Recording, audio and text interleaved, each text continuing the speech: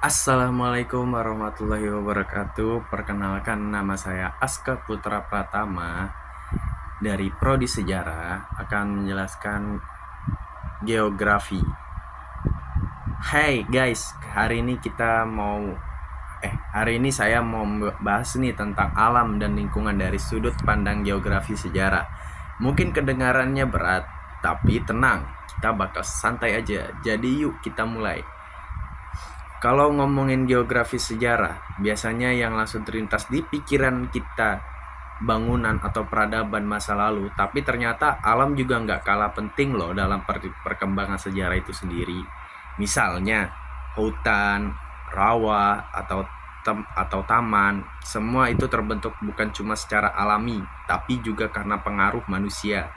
Geografi sejarah tuh lebih banyak fokus ke bagaimana manusia mengubah alam. Contohnya taman-taman di kota besar kayak di Paris, sebenarnya dulu itu area tambang yang akhirnya diubah jadi taman cantik berkat tangan manusia loh. Jadi, alam yang kita lihat sekarang adalah hasil perpaduan alam asli dengan kreativitas manusia. Terus, kenapa alam ini penting?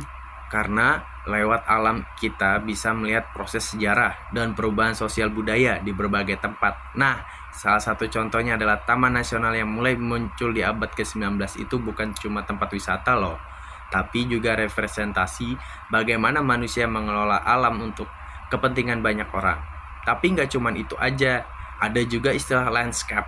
Jadi, alam yang kita lihat sekarang bisa dibilang sebagai landscape yang diubah oleh manusia. Landscape ini bisa berupa kota, desa, atau bahkan taman-taman yang dibangun di atas lahan bekas tambang.